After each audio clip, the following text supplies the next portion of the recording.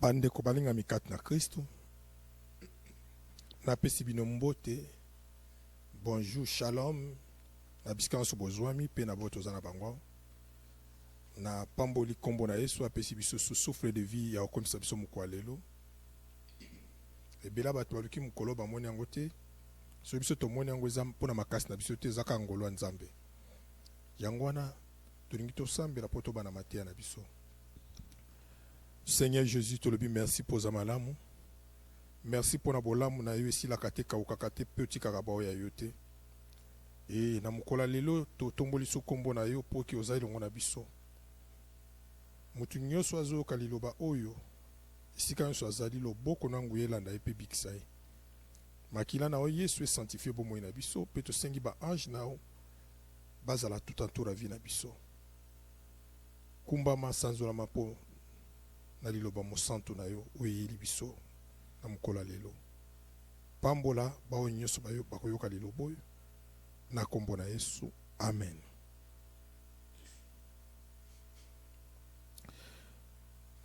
Bien-aimé, lelo to yeli bino lisusu thème moko oyo balobi quand Dieu s'élève, tango Nzambe atelemaka. Nalingi nayebisa yo eloko moko ke Nzambe azaka na deux positions. Aza na position ya kovanda pe na position ya kotelema. Nzambe alalaka te animbaka te. Azaka na position ya kovanda pe position ya kotelema. Na moko mosusu Nzambe akopesa biso makoki tokoloba ntango Nzambe avandaka oyeba ba point nango oyo nini Nzambe ntango avandaka. Mais lelo tolingi tolobela biso ntango Nzambe atelemaka. Pona nini tolingi toloba pona Nzambe atelemaka.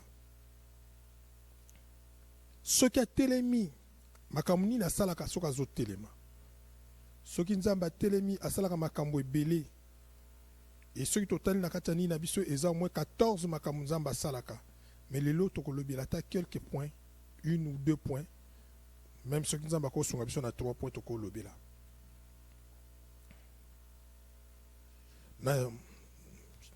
Na livre na biso ya Nombre chapitre 12 verset 35 à 36 esika tokotanga tokoluka toyeba ndenge nini Nzambe akokotelema. Totangi makomi na Nzambe na kombo na Yesu. Bible lobi boye. Quand l'arche portait, Moïse disait, lève-toi, l'Éternel, et que tes ennemis soient dispersés, que ceux qui te haïssent fuient devant ta face. Et quand on la dépose, il disait, reviens l'Éternel aux myriades des milliers d'Israël. Bible lobi boye. Tangu arche ya Nzambe ba memi yango na mapeka bazwi ba tomboli yango po biloko ezaki na makambo biloko ezana ba caprice miki na kati ya vie ya bana Israël ezaki arche de l'Éternel. Arche de l'Éternel ba banayi ko mema yango na kati ya cheval te. Arche de l'Éternel faut bon mema yango na mapeka to fungola yango mukolo mususu. Soki ba memi arche de l'Éternel ba tiango na mapeka ba sacrificateur Moïse alobi na Nzambe Nzambe telema yoke loko moko Moïse oyo aza mutu oyo Nzambe aponaki ye pona bana Israël aponaki ye po na délivrance bana Israël Nzambe aponaki ye po atambusa bana Israël za mokambi bana Israël Nzambe aponaki ye comme prophète Nzambe aponaki ye comme délivreur ya bana Israël mais alobi na Nzambe telema. Comment Moïse akoloba na Nzambe telema? Ceux qui ba memi arche alobi na Nzambe telema pour arche ezaki na présence ya Nzambe. Mais Moïse alobi na Nzambe waza na likolo telema. To continuer lisusu to mona lisusu. Mutu moko lisusu alobi na azoloba pe na Nzambe telema bongo nde sima nango tozwa explication na biso claire na kati ya vie na biso ndenge pe biso toko telemisa Nzambe. Psaume chapitre 68 verset 2.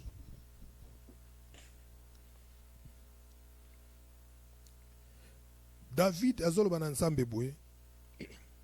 Dieu s'élève, tes ennemis se dispersent et ses adversaires soient fuis devant sa face. Moïse, David parle bien nzambe nzambe telema benemi na yo ba panzana pe ba adversaire na yo ba kima liboso longi na yo. Donc Moïse alobaki na nzambe telema benemi no ba panzana ba adversaire ba kima awa pe lisusu David pe auti koloba na nzambe. Yango na ngina ibisa yo dikambo moko. Tangu nzambe avandaka première chose nzambe zalaka pour concevoir. Po nzamba sala mokilo e sala manzamba avandaki azo concevoir. Na concevoir na kosala eloko nini na kosala eloko nini na kovanda nzambe. Mais siko na premier point na biso tangu nzamba azo telema po asala nini azo telema po créer. Ezana ba bele na kati ya vie na bango bavandaka te po ba concevoir balukaka ba créer. Ba créer kate baluka ba tricher mutu moko asala ki loko ye pa lingi asala ngo mutu moko azana eloko alingi koma ye mais yo vanda bien aimé ozanata ya réflexion ya ko concevoir likambo po tangu yo ko telema o créer nzamba créer mokili po azwaka ta ya ko vanda. Premier point nzamba telemi po créer a créer likolo na se a créer ba biloko nyoso a créé yo nanga a créé Adam na Ève bazaba créature na ye. Premier point nzamba telemi po créer siko yebaki lokola nzamba créa biloko nyoso abipe akomi na tabi abi na sala mutu leli lengi nanga créer l'homme à notre image et à notre ressemblance. Or on a quatre images en nzambe. Ils en ont 3 points. Premier likambo nzamba sala po asala biso batu tango bito sala mutu na lilingi na biso likambo liboso nzambe a manifesta sagesse na ye sagesse na nzambe azo sala mutu azala lilingi na ye pe lolenge na ye ebela batu na kati ya vie na bango basalaka likambo sans sagesse akoloba sans sagesse. Et deuxième point, Yanzambe a manifesté qui conscience na ye conscience nzambe zala ki pire nazo sala muto na tondi sela ba capacité azala lokola nganzambe nazo sala muto azala lilingi na nganzambe c'est-à-dire lokola neti soto zwi na forme lelo to kolba ki nzambe amitali na talatala azo sala muto lilingi na ye. Et troisième point, ezaki volonté azaki na volonté sa mutu atika mutu na se po mutu wana a dominer na se mutuana régner mutuana pe mutuana joie facilité à se multiplier volonté wana nzamba zalaki nango. Premier point za création na kati ya vie na yo soko lingi osala makambo linga o manifester sagesse et intelligence linga o manifester volonté conscience na yo za na pire pe lingo manifester volonté. Nzamba telema ka po créer makambo famille na yo koka ko créer te pona yo ba projet famille na yo koka ko sala ko créer te pona yo mais nzamba za capable ko créer un projet à bonheur pona yo aza capable ya ko pesa yo ba promesse au famille ne pesa yo te atelema ka po créer. Moïse azoloba na bana alobi na nzambe ke nzambe telema pona nini Moïse alobi na nzambe atelema po ki bango nde bazotambola nzela eza mulai nde bango bazotambola eza na ba problème na nzela nde bango bazotambola eza na ba komba nde bango bazotambola ezosenga intervention nzambe ezosenga lipata nkembo eza likolo na bango ezosenga likonza moto eza likolo na bango ezosenga tout à tout une grande muraille du feu. Et so senga les anges protecteurs batambola na bango. Yango Moïse alabi na nzambe telema. Na kati ya vie na yo. Na kambo ezo simba te na vie na yo. Telemi sa nzambe. Na nzela prière na yo. Telemi sa nzambe na famille na yo. Telemi sa nzambe. Comment na famille na bino bozo kufela batu. Comment na famille na bino batu bazo balate. Comment la famille na bino bazemisaka. Comment la famille na bino bana batangi bazozwa ba diplôme. Te misu batangi bazwa ba diplôme. Bakomi ko musala ko sala ezate.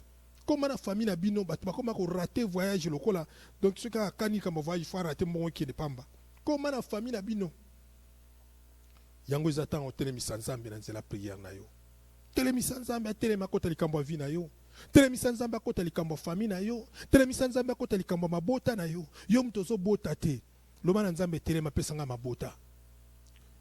Yo mtozo zwa musala te, loba na nzambe telema pesanga musala. Yo mtu makambo ezo simba te, loba na nzambe telema.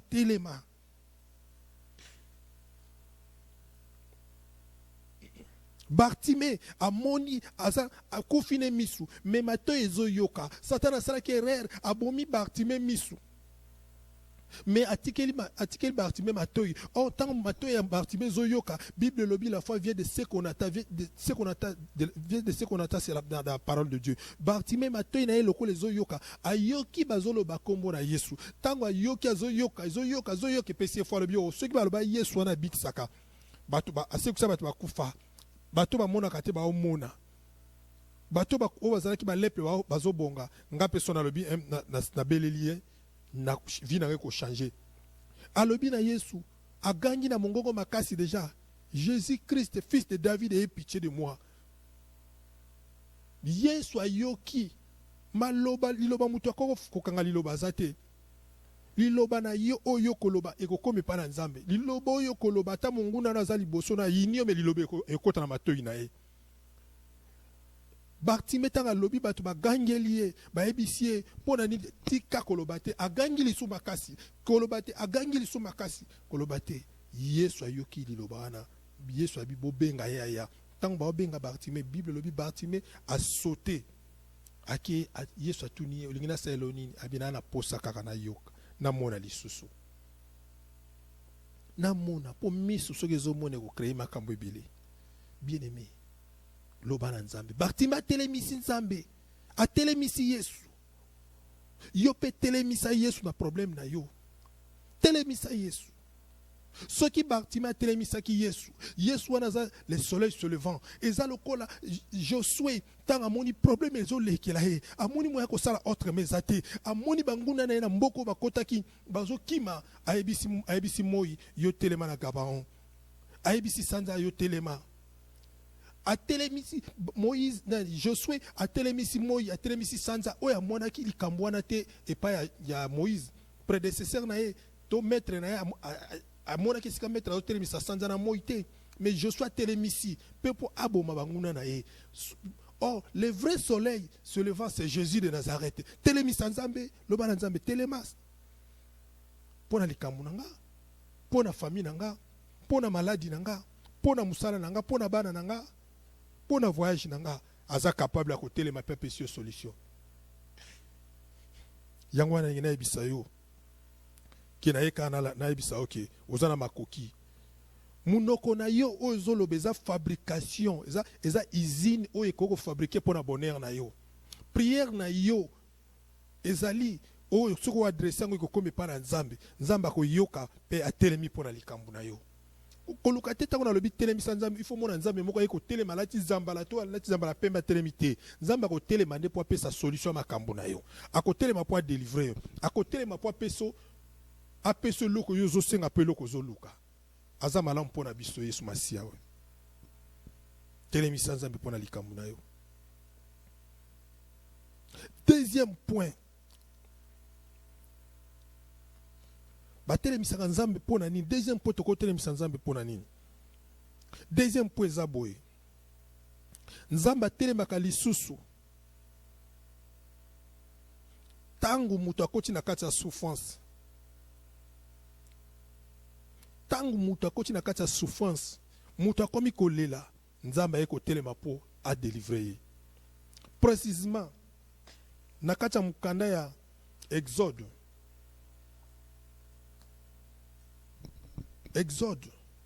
chapitre 3. Au mona bana Israël bazo lela menzamba esiko ya telemi po apesela bango solution. Bien aimé kolela na yo likambo zanango soko lelio ju solution te sambira ibisa nzambe telema po na likambo nanga kota likambo ya vie nanga. Nazwi nanga Exode chapitre 3 nazwi lio na verset 7 kilo kita na 10 pesi manango au sauter les sous aux verset 19 tina 20 et le biboye l'Éternel dit J'ai vu la souffrance de mon peuple qui est en Égypte.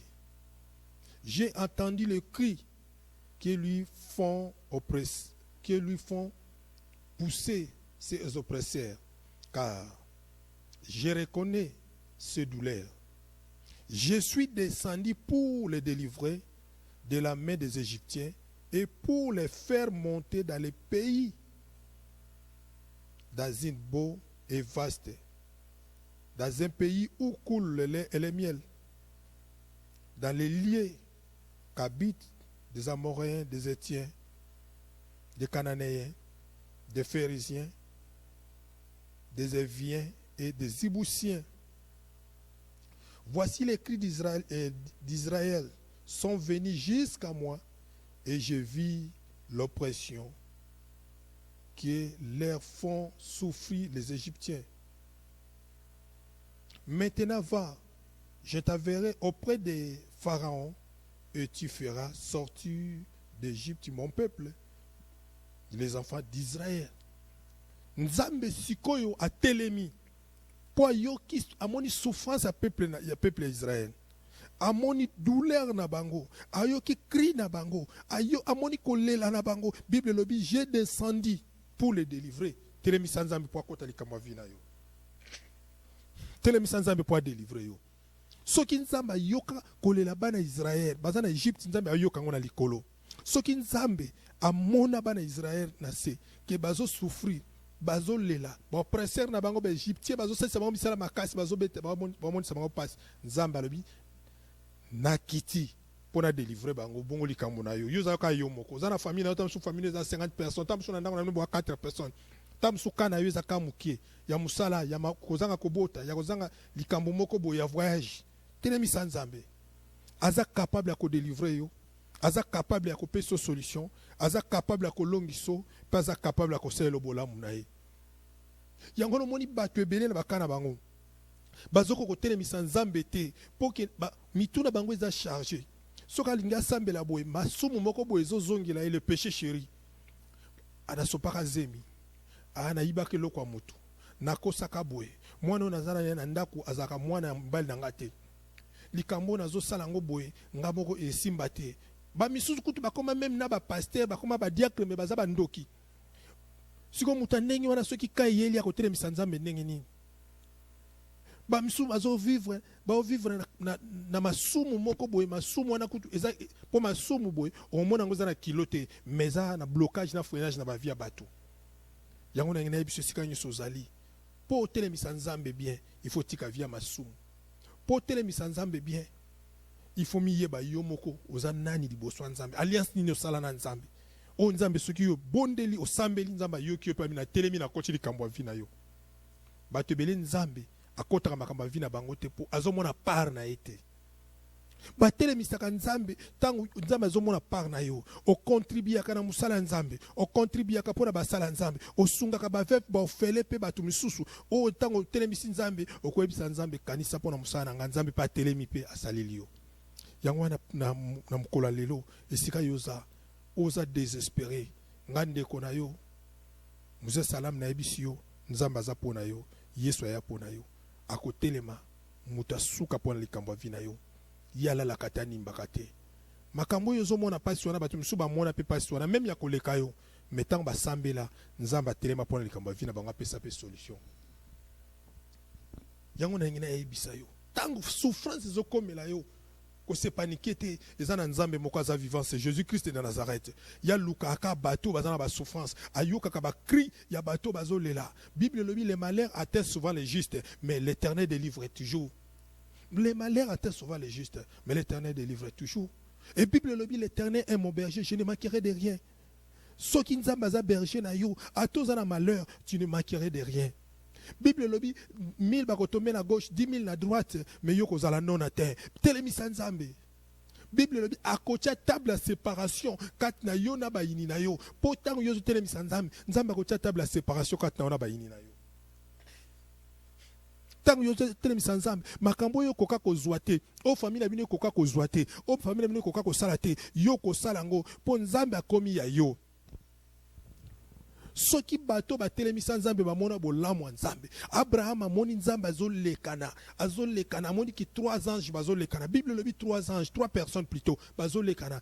Abraham comme azana révélation atelemisi bango la Bible ko leka boyete bolia mwa lipo bomela mai po bongo sima bo continuer voyage na bango. Atelemisi bango sukoli bango makolo avandisi bango na sanzete apesi bango ya kolia ya komela bale menjokani na kati na bango bazalaki 2 anges na nzambe. Et nzambe ayebisi eke Abraham na mbulu eza koya mwasi no akobota. Mwasi amona eke na mukolo Sarabi na kati na yami na nona 9 ans. Mais zo bateke na nona 9 ans nzambe azomona ye lokola jeune fille. Po Abraham atelemisaki nzambe a servi nzambe ale pe nzambe ayo pesa Saraba pesi Sara mwana. Makambo vi na yo oyo zo leleza na mutu moko shwa telema. Soki nzambe atelemi na vi na yo échec bongwani réussite. Misère na yo wana oza nango ekolongwa ekomi na réussite. Malédiction ko bongwana bénédiction po nzambe atelemi. Souffrance na yo ekokoma lisolo batu pe komi une histoire vraie pe balobi tala mutu azalaka mo souffra mais nzambe pambola ye. Esika nyoso zali esika nyoso za telemisa nzambe. Bao baozanga mikanda bana kwa nyoso na mukili na ba pays nyoso bazoluka mikanda bazozwa ngo te mengana ninga na yebisa o lelo etake ndeko na yo na yebiso telemisa nzambe biso nyoso pe tozaki lokwa yo na bamboka moko boy tokomi tozanga ki ba mikanda mais on a telemisa nzambe ngabi nzambe omeminga na mboko yo na komi na kati ya mboko yo esika na za omeminga po na mvana na mukanda inanete nazala na ba protocole te omeminga po pesa nga résident et lelo pe nzambe sali ngolu na suis résident 10 ans lokola nzambe wana pesa nga mukanda azanzambo aza capable pour na yo pepe so mukanda pesa pe résident azanzambo aza capable pe afungola ma porte ya peso musala azanzambo aza capable a pesa yo ozanga mabota peso bana azanzambo aza capable asali lo bolamu na ye ne sika nyoso mokiloza dilobo ekwe o soyo yo kiango nzamba lo la pambola yo yamba li pambola nzambe sika nyoso za yamba restauration nzambe sika nyoso za yambe elevation nzambe sika sozali nzamba kota likambo vina yo nzamba pambola yo nzamba selo bolamu na ye bato basekaki yo batatolaki yo telemisaki nzamba solo mutu atelemisaka nzamba eshuwaka te mutu atelemisaka nzambe alelaka lisu te mpo nzamba si atelemi lokola ye kotelema ye kopangusama ya misu na yo lokola ye kotelema ye kolongola souffrance ya vi na yo lokola atelemi aye kodélivre yo lokola ye atelemi alokalize yo lokola atelemi azoeleve yo lokola atelemi bolamu ya nzambe elati yo yango wana yebiso bien aimé telemisa nzambe likambo vi na yo bana Israël lokola nzambe atelemaki mpona vi na bango atindeli bango Moïse ayebisi Moïse kende kodélivre peuple na ngai likambo vi na yo ezosengaka nzambe atelema kota délivre yo na kati ya balien atelema délivre yo na kati ya coutume atelema délivre yo na kati ya maboko ya bandoki ya famille na bino banoko to batata mwasi to bandeko to camarade to mobali na to mwasi na waza ndoki ya vi na yo ayeba ake akobima poasa mpo nzambe atelemi de mpona likambo ya vi na yo bato bazokanga église na yo bandoki wana bavanda na église na yo balinga église croître te balinga église yo avancer te balukaka ba donc nayebi sio ke nazotelemisa nzambe atelema mpona likambo église na yo nzambe akota mpe aselo bolamu na ye nango na pamboli kombo na Yesu po ke sika yo za nzambe azotelema yoka losambo na nga Seigneur Jésus telema pona via moko na moko mutu azana maladi telema pe bikisa ye mutu azangi kobota telema pe pese mabota mutu azangi musala pese musala mutu azana commerce telema pe commerce ne mata mutu azana posa kosala empresa to asala ke empresa na ekola akoma na ba fonctionner pa sima mbongo mutu azangi mukanda pe telema pesa ye mukanda mutu nyos akotelemiso na likambo ya zana ngona posa nzamba alola telema pe pesa ye bo bazana telema pona ba mboke beleni o ezana maladi pe bikisa longola maladi nyoso longola coronavirus na tous les coins ya monde na kombo na Yesu nzamba alola telema pona ba mboko ezana économie za ya kokita telemisa bango économie mata po ke yo nzambe monene na pamboli komono poza malamu kumba masanzolama po osio telemi merci Seigneur tolobi amen merci nzamba pambola bino